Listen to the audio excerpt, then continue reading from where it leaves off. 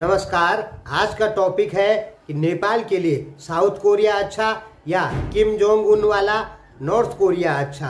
क्योंकि दोस्तों south Korea की नज़र में नेपाल की एक अच्छी मान्यता है, एक अच्छी इज्जत है। वो इसलिए क्योंकि ईपीएस के तहत साउथ कोरिया इस बार 96 करोड़ रुपए नेपाल में खर्चा करेगा और बहुत सारे लड़कों को कोरियन भाषा में ट्रेन करके कोरिया लेकर जाएगा। दोस्तों ईपीएस के तहत इस समय लगभग 66,000 नेपाली लोग साउथ कोरिया में काम कर रहे हैं। साउथ कोरिया में 15 देशों के लोग काम करते हैं, लेकिन 14 देशों को साउथ कोरिया ने किनारा करके और अपनी प्राथमिकता में नेपाल को ही रखा है। क्यों रखा है? क्योंकि होंगे उसके कारण, या उनको भरोसा होगा नेपालियों के ऊपर कि ये लोग ठीक है। तो कह सकते हैं कि साउथ कोरिया में लगभग नेपाल का ठीक ठाक सम्मान है। फिर भी नेपाल के लोग किम जोंग उन वाला नॉर्थ कोरिया को ज़्यादा पसंद करते हैं। दोस्तों इस पर हमने वीडियो बना रखी है, एक बार फिर बना रहे, क्योंकि हमारा काम है आपको सही बातें बताना, फैसला करना आपका। हमने देखा है दोस्तों नेपाल में, नेपाल के विश्लेषक लोग कह रहे हैं कि नेपाल को नॉर्थ कोरिया, चीन और रूस के पक्ष में खड़ा हो जाना चाहिए। और नेपाल के उन विश्लेषकों ने यह भी कहा कि साउथ कोरिया तो अमेरिका का एक गुलाम या पिछलागू देश है, और नॉर्थ कोरिया के लिए अच्छा कहा, चीन रूस के लिए अच्छा कहा। चलिए जो कहा वो ठीक है, लेकिन क्या नेपाल को उत्तरी कोरिया से संबंध बनाने चाहिए कि दक्षिणी कोरिया से संबंध बनाने चाहिए? देखिए नेपाल में दक्षिणी कोरिया से बहुत सारे रोजगारों की सृजना होती है। आप इसी चीज का अंदाजा लगा लीजिए कि इस समय 66,000 लोग नेपाली काम कर रहे हैं दक्षिणी कोरिया में, और उत्तरी कोरिया में तो अपने ही रोजगार नहीं है। किम जोंग वाला उत्तरी कोरिया, ठीक है। और उत्तरी कोरिया जो है वो नेपाल से ज़्यादा गरीब देश है। उत्तरी कोरिया की जीडीपी केवल $25 बिलियन है, ठीक। और जो वो $25 बिलियन होता भी है, वो भी वो हथियारों पे खर्चा कर देता है। और जनता की कंडीशन इतनी ख़राब हो जाती है कि वो जनता को आदेश देता है किम जोंग उन कि हफ्ते में 6 दिन या 5 ही दिन खाना खाओ, बाकी अनाज बचा के रखो। और आपने देखा ही होगा कि उत्तरी कोरिया में 2, 4, 5 साल में एक न एक बार भूखमरी जरूर आती है।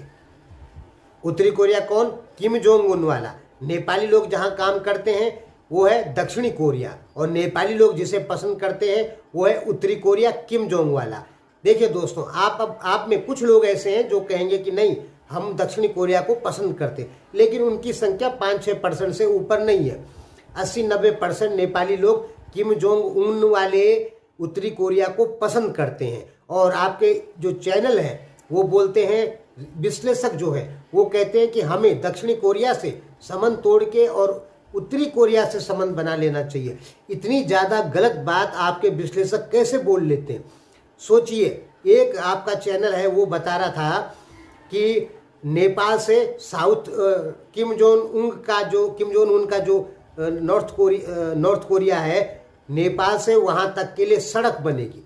तो सोचने वाली बात है कि नेपाल और उत्तरी कोरिया में किस चीज़ का व्यापार होगा? कम से कम 6,000 किलोमीटर दूर होगा सीधी रेखा में नेपाल से उत्तरी कोरिया, ठीक है। तो ये बताइए कि नेपाल से उत्तरी कोरिया किस चीज़ का व्यापार होगा? कुछ भी नहीं, जीरो व्यापार होगा। लेकिन आपके चैनल आपको इतना ज़्यादा बेवकूफ़ बना देते हैं कि आपको भी लगता है हाँ यार, अब नेपाल के संबंध उत्तरी कोरिया से अच्छे होंगे, किम जोंग उन से अच्छे होंगे, गहरी मित्रता होगी, ठीक। ये आपके विश्लेषक, आपके चैनल आपको समझाते हैं, और वो चैनल आपको दक्षिणी कोरिया के खिलाफ भड़काते हैं। बोलते हैं दक्षिणी कोरिया, आपके विश्लेषक आपको दक्षिणी कोरिया के खिलाफ भड़काते हैं और कहते हैं दक्षिणी कोरिया में अमेरिकी सेना है, अमेरिकी गुलाम है। लोकतंत्र देश कभी किसी देश का गुलाम नहीं होता। इस चीज़ को आप अपने दिमाग में अच्छे से घुसा के रख लीजिए। जहाँ कम्युनिस्ट शासन होता है वहाँ आती है, एक दलीय शासन प्रणाली होती है, वहाँ गुलामी की बात आती है। किम जोंग उनका अमेरिका से क्या झगड़ा? कोई झगड़ा नहीं है, लेकिन वो बार बार मिसाल दिखाता है। क्यों? चीन के कहने पर। चीन का एक अघोषित उपनिवेश है किम जोंग उनका उत्तरी कोरिया। इस चीज़ को आप समझते नहीं हैं, इसको गहराई से समझिए। आपके विश्लेषक आपको बोलते हैं उत्तरी कोरिया का दोस्ती करो और दक्षिण कोरिया से दोस्ती छोड़ दो। दक्षिणी कोरिया आपके यहाँ बहुत सारी परियोजनाओं पर काम कर रहा है, बहुत सारा लोन दिया है जिसका परसेंटेज बहुत कम होता है। दक्षिणी कोरिया आपके यहाँ आपकी जीडीपी में 3% का हिस्सेदारी है। अगर दक्षिणी कोरिया नेपाल पे बैन लगा दे तो आपकी जीडीपी का जो पैसा आता है उसमें 3 से और लगभग 4.5% पैसा कम हो जाएगा। और उत्तरी कोरिया नेपाल पे बैन लगाएगा तो नेपाल पे क्या फर्क पड़ेगा? जीरो, कुछ फर्क नहीं पड़ेगा। चीन नेपाल पे बैन लगा देगा तो नेपाल पे क्या फर्क पड़ेगा? कुछ फर्क नहीं पड़ेगा। उत्तरी कोरिया नेपाल पे बैन लगाता है तो बहुत फर्क पड़ेगा।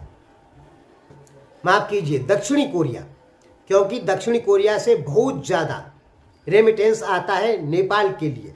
कभी कभी लाखों की संख्या हो जाती है दक्षिणी कोरिया में काम करने वाली नेपालियों की। आप देखिए, पुराना रिकॉर्ड देखिए 15 साल का, आपको समझ में आ जाएगा। और नॉर्थ कोरिया, किम जोंग उनके जो कोरिया है उससे नेपाल को कुछ नहीं मिलता है, फिर भी आप लोग किम जोंग उनका साथ देते हैं और दक्षिणी कोरिया का विरोध करते हैं। और ये जो कहने वाले हैं कि किम जोंग उनके कोरिया का साथ देना चाहिए नेपाल को, वो है भरत दाहाल। इतना झूठी बात वो आपको बताते हैं। आप खुद सोचिए, आपको किस देश का साथ देना चाहिए, दक्षिणी कोरिया का कि उत्तरी कोरिया का? ठीक है, यानी आपको किम जोंग उनका साथ देना चाहिए कि दक्षिणी कोरिया का साथ देना चाहिए? तो सीधी बात है, आपके देश के हित किससे जुड़े हैं? आपके देश के हित किम जोंग उनसे बिल्कुल नहीं जुड़े हैं, बल्कि दक्षिणी कोरिया से जुड़े हैं। और जिस दिन दक्षिणी कोरिया को एक चीज पता पड़ेगी कि नेपाल की जनता किम जोंग उनकी समर्थक है, तो वो धीरे धीरे नेपाल से उसके संबंध खराब होने लग जाएंगे। इस समय दक्षिणी कोरिया नेपाल को एक अच्छा मानता है, बहुत ही अच्छा मानता है। और 15 देश के लोग जो उसके यहाँ काम करते हैं उनको किनारा करके नेपाल को प्राथमिकता में रखा है। अब आप सोच लीजिए कि आप अपने इन कम्युनिस्ट विश्लेषकों की वजह से अपने मित्र देशों को खोते जा रहे हैं। हमारा काम है आपको सही इंफॉर्मेशन देना। कहाँ दक्षिणी कोरिया $31,000 सालाना प्रति व्यक्ति आय वाला, और कहाँ नेपाल जिसे अपना दोस्त मानता है उत्तरी कोरिया, वो $1,800 सालाना प्रति व्यक्ति आय वाला। तो सोच लीजिए आप कि आप किसको सपोर्ट कर रहे हैं, गलत चीज को कि सही चीज को? आपने उत्तरी कोरिया को देखा होगा कि अमेरिका के लड़ता रहता है, तो आपने सोचा ये अच्छा है, और दक्षिण कोरिया अमेरिका के पक्ष में रहता है तो वो गलत है। राष्ट्रीय हितों को पहले समझिए कि राष्ट्रीय हित होते क्या है। तो आपके राष्ट्रीय हित किन देशों से जुड़े हैं उनको जानिए।